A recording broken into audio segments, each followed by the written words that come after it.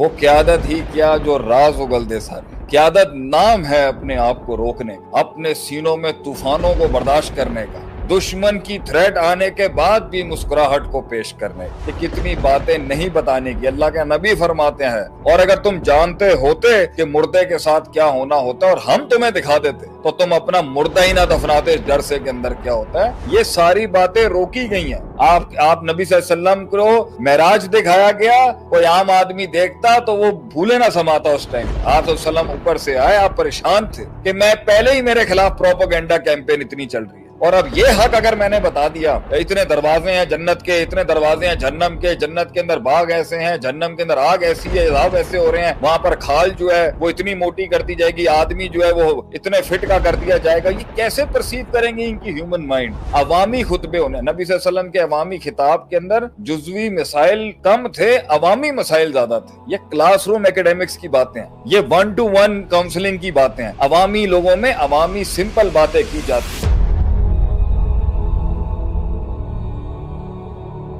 قیادت نام ہے ضبط، وہ ضبط اپنے force of power of force کو روکنے کا بھی نام ہے، اور اپنی نالج کو بھی ایک محل پہ، وہ لیڈر ہی کیا جو انفارمیشن لیک کر دے سارے، وہ قیادت ہی کیا جو راز اگل دے سارے، وہ قیادت ہی کیا جو اپنے من کا حال سنا دے اور اس کے بعد بھی اس کا قد نہ مانا جائے، وہ قیادت ہی کیا جو دہلیزوں پہ اپنے آنسو بہا دے لوگوں کے۔ قیادت نام ہے اپنے آپ کو روکنے کا، خود کو تمسک کرنے کا، اپنے سینوں میں طوفانوں کو برداشت کرنے کا، ان طوفانوں میں ان امواجوں کا جو تحمل ہے، جو اس کا حمل ہے، اس کو اٹھانے کا، اپنے درد کے بوجھ کو اٹھانے کا، دشمن کی تھریٹ آنے کے بعد بھی مسکراہٹ کو پیش کرنے کا۔ تیز ہواؤں میں دیے جلانے کا نام ہے قیادت۔ اس میں اگر آپ کا ایک جملہ پوری انڈسٹری، پوری مارکیٹ، پورا شعبہ ہلا سکتا ہے، اور آپ کے فائنینس کے اعداد و شمار کے جو جن آئے تھے وہ ایک دن کچھ کہیں، دوسرے دن کچھ کہیں، تیسرے دن کچھ کہیں، تو سٹاک مارکیٹ کیسے اس ٹائم پر آپ کے جو ہے وہ سٹیبلائز ہوتی ہے؟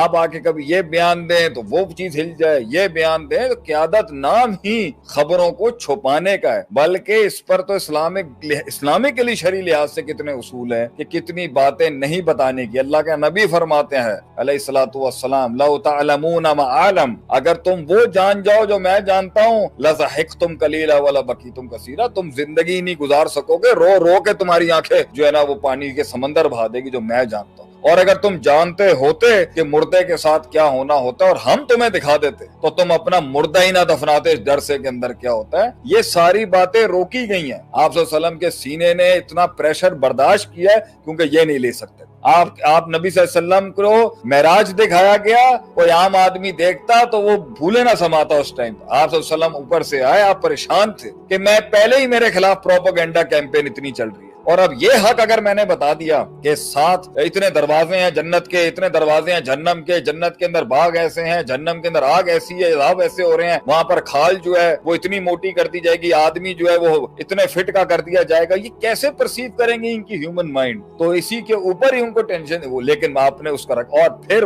جب پہلے سوال ابو جہل نے پوچھا، آپ صلی اللہ علیہ وسلم نے حق بیان کیا، وہ چوٹ کھائی پھر آپ نے، اس نے جب پروپیگنڈا کیمپین کی، لیکن الفاظ ہوتے ہیں، جملے ہوتے ہیں جو دیکھ کے بولنے ہوتے ہیں، کتنی نپی تلے انداز کے اندر بات کی جاتی ہے کہ بھائی نہ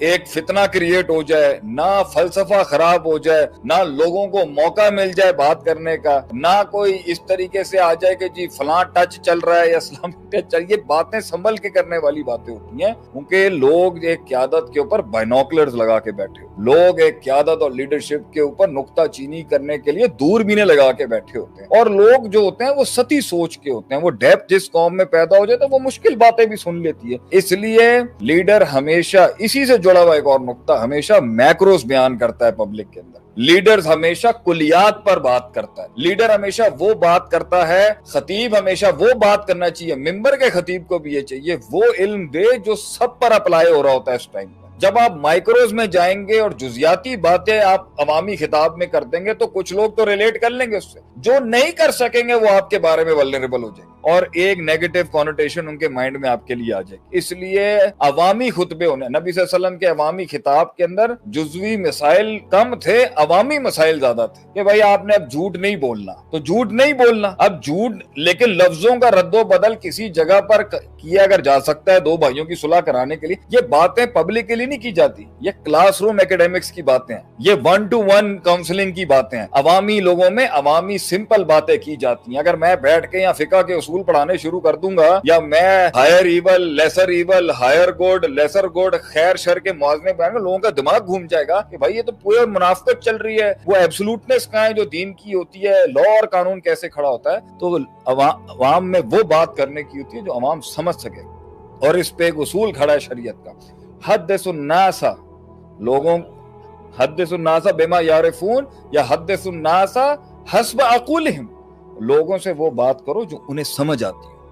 لوگوں سے وہ باتیں نہ کرو جو ان کے سروں کے اوپر سے گزر جائیں گی, پیچیدگیاں پیدا ہو جائیں گی, ولنریبلٹی کریٹ ہو جائے گی, ڈر پیدا ہو جائے گا مارکیٹ کے اندر. لوگوں سے وہ باتیں کی جاتی ہیں جو لوگوں کو سمجھ آئے, جس سے ایک پازیٹیو ڈرائیو چلتی رہے. تمہیں پیچھے لیڈر کو دھمکیاں آتی رہتی ہیں, عوام میں عام نہیں کرتا وہ ان چیزوں.